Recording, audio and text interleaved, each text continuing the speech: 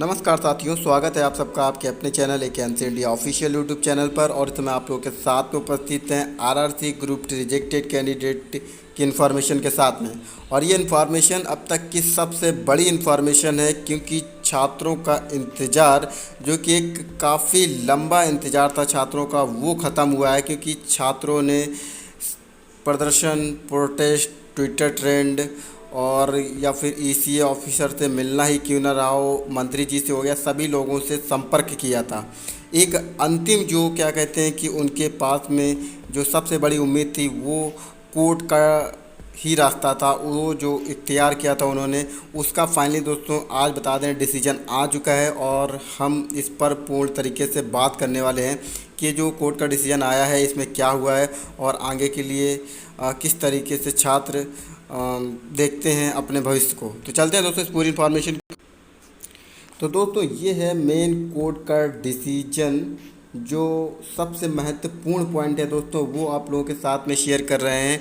और इसमें दोस्तों साफ तौर पे मेंशन किया गया है डिसीजन को। बोला गया है कि दोस्तों हिंदी में भी आपको बताएंगे दोस्तों, लास्ट तक बने रहिएगा और आपके एक एक क्वेश्चन को हम यहाँ पर क्लियर कर देंगे कोर्ट केस की रिगार्डिंग इसके। In view of the argument adduced above, we are not inclined to accept this original application, not to grant the relief sought for the by the applicant. Any indulgence or interference at this stage would upset the already set in motion process. However, considering that the applicant have applied for the lowest level of post in the government, we provide them a liberty to approach the respondents once again and leave it to the discretion and judgment of the respondent to take an appropriate view in the matter.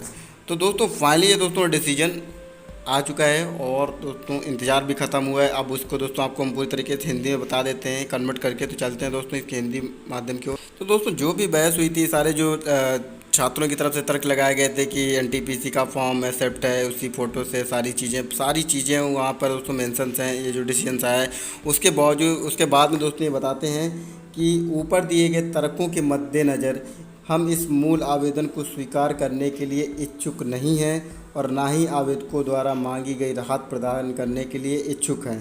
तो finally दोस्तों बड़ी यही खबर है कि आप लोगों के लिए जो मॉडिफिकेशन लिंक की मांग थी उसको यहाँ पर स्वीकार नहीं किया गया है। और इस स्तर पर कोई भी लिप्तता या हस्तक्षेप पहले से ही निर्धारित गति प्रक्रिया को परेशान करेगा।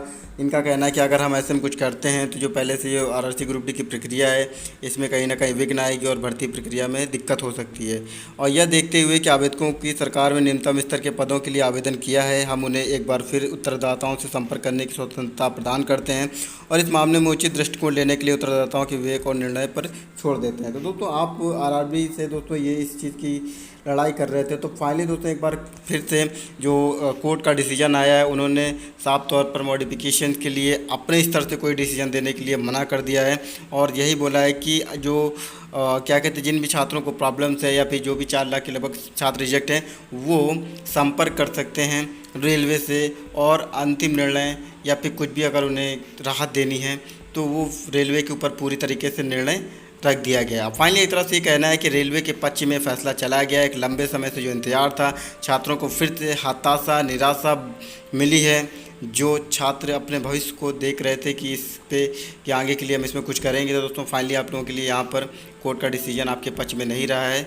लेकिन दोस्तों अभी बहुत सारे छात्रों के कमेंट्स भी आ रहे हैं कि अभी सर क्या होगा आगे, क्या प्रोटेस्ट करेंगे, ये सब सारी चीज़ें। तो दोस्तों आपको बता दें आपका ये फाइनल एफर्ट था, सारी चीज़ें आप लोगों ने अपने तन धन मन धन सब कुछ लगा दिया। राकेश कुमार यादव जी ने भी बहुत सारा इस पे एफर्ट डाला है, उनको तहे दिल से धन्यवाद कहेंगे। और उम्मीद करते हैं कि इस तरीके की जो भी गवर्नमेंट्स की पॉलिसीज़ हैं जिसकी वजह से छात्रों के करियर पर एक बड़ा प्रश्न चिन्ह लग जाता है, उनको ऐसी प्रक्रियाओं पर सुधार करके उनको मौका दिया जाना चाहिए। लेकिन अब ये जो निर्णय आ चुका है इसके बाद में कुछ कहा नहीं जा सकता है। आप लोगों से ही कहना रहेगा कि आप आगे के एग्ज़ाम्स की, दूसरे एग्ज़ाम्स की तैयारी कीजिए और यही आपके पास में यहाँ पर ऑप्शन बचता है। ठीक है, तो दोस्तों इस तरीके से रही इन्फॉर्मेशन, और ये बड़ी इन्फॉर्मेशन थी क्योंकि छात्रों का इंतज़ार बहुत ही ज़्यादा लंबा था, पुराना था, और फाइनली ये न्यूज़ निकल के आई है कि आप लोगों के हक़ में ये फैसला नहीं रहा है।